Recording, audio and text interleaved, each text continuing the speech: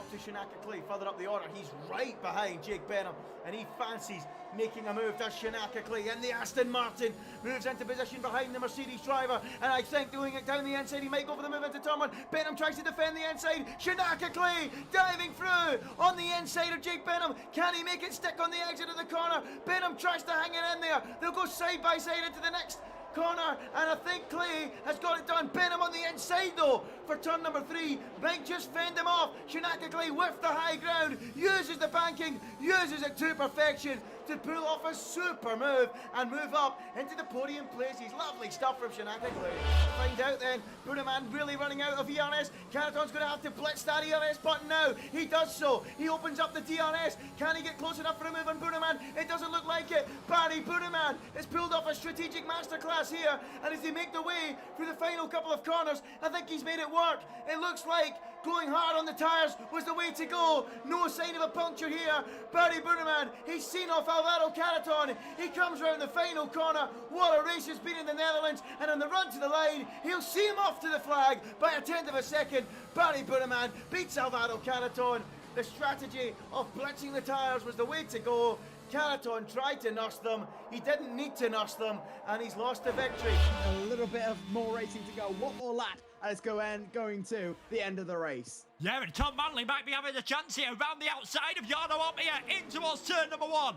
Goes Tom Manley, can't quite manage to pull it off. He's used up all of his EOS. Alessio De Capua has had an issue. He was going to get his first points of the season. Has De Capua got a puncture? Has he had a spin?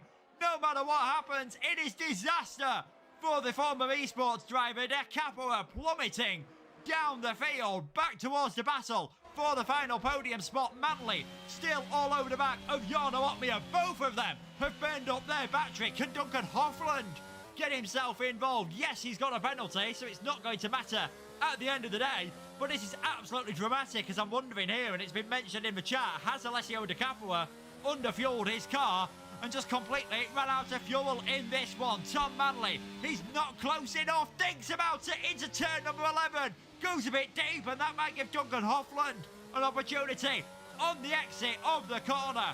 But onto the start-finish straight, Tomac Paracic wins here at Zandvoort. Pedreño will claim second, and it'll be another podium for esports champion Jarno Opmeer, and Hofland just misses out on getting Manley on the line. Pulling away from Jarno Opmeer now in towards turn number 1 off the exit of the final corner. Jake Benham all over the rear of his teammate. Is it smart for the two Mercedes to swap positions so that Jake can challenge Freddie towards turn 1? They're crashing down the straight. Lucas Blakeley's around. Blakeley's out of the race.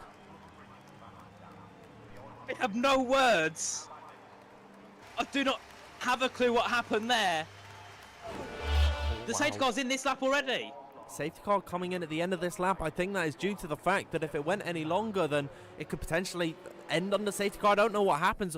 I think we are going to be green no matter what to the end of this race. Freddie Rasmussen leading from Jake Benham, who has 4 lap fresher medium tyres strapped onto his Mercedes. Jed Norgrove and Josh Adobu on dying soft compounded tyres. Then Tomac Paracic in behind, arguably got the best tyres out of any of the top 5. Then we got the likes of Jarno Opmeer, Isvan Pukki, Nicholas Longe on the softs in behind. Off the jump already. Jake Benham in towards turn number 1, challenging to the outside of Freddie Rasmussen. The Red Bull defends to that inside. Jake Benham has to go the long way around, and they're going to run side by side off the exit in towards turn number 2 and 3, where we could see potential contact between the pair of them. Jake Benham, the smart move there, backs out of that overtake in towards now the first sector, where it's so difficult to find any moves. Let's have a check-in on Jarno Opmeer. He's all over the rear of Alfie Butcher as they file their way into this first sector for the 32nd time in this race.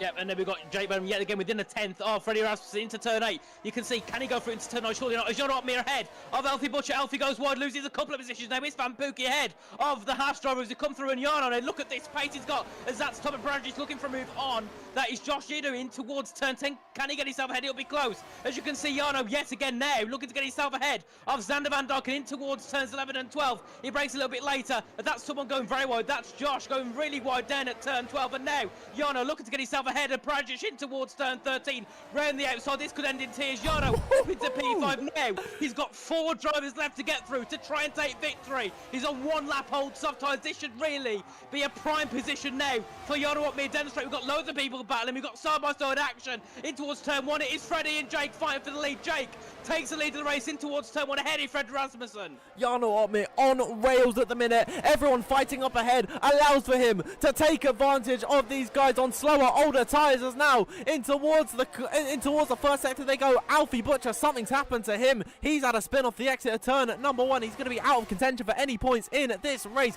Nicholas Longe, don't count him out as well. As now in towards the second sector. Look at Jarno Opmeer on the back of Josh Ito, who's got 7 lap pressure soft tyres up the inside and towards turn number 9. Jed Norgrove runs wide as well. Opmeer's back onto the podium on lap number 33. As now in towards the final few corners at the end of the second sector. Opmeer all over the back of Freddie Rasmussen. No DRS this time, but he'll get enabled next lap on lap number 34. But Jarno Opmeer, what a strategy call he's got now, because now contact behind. Jed Norgrove has gone for a spin. More yellow flags into now the final 2 corners. Here comes Jarno Opmeer off the exit of Ari Lundijk once again. Opmeer into second. He's done it. He's back into P2. He's just got Jake Benham ahead of him, and then he will lead his home Grand Prix in towards turn number 1. Jarno Opmeer up the inside line of Jake Benham. Will he make the move stick? Indeed he will.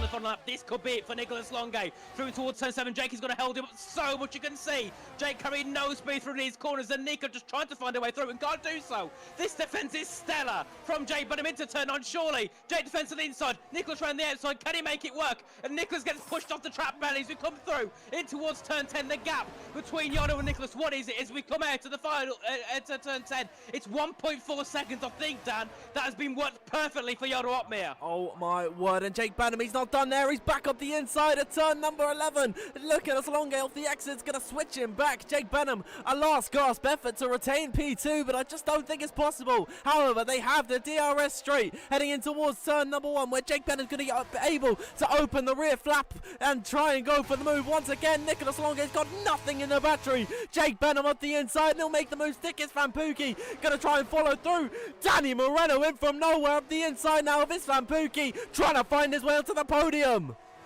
Danny Moreno is in P4. He started 16th. He's made 12 positions as he's found. Now he's up the inside. There's a bit of contact between the two, and Danny just keep himself ahead. Now we come through, and look at this gap. It's 1.8 seconds. So now there's no chance of anyone catching up to Jarno Opmeer as Tom Prajic takes the fastest lap on the final lap of this race. Nicholas Longe, Danny, it's all looking to get themselves ahead of the Mercedes. And surely doesn't Nicholas make a move? No, he doesn't. He sits back. He wants to keep that DRS down in towards that turn 11 chicane, and it's Van Pookie ahead of Danny Moreno, who made a mistake there. And now Nicholas Longe has one more chance down towards the final chicane to get himself ahead into P2. The wall of Jake Benham has been erected, and no one can pierce through it. What a defense from Jake Benham, and all of this has allowed for Jarno Opmeer to streak away at the front of the order. They don't call him Cook Meal for nothing. He's brought us a gourmet meal, and we're feasting tonight, because off the exit of the final corner at his home Grand Prix, championship leader Jarno Opmeer strikes once again on the line. Nicholas Longe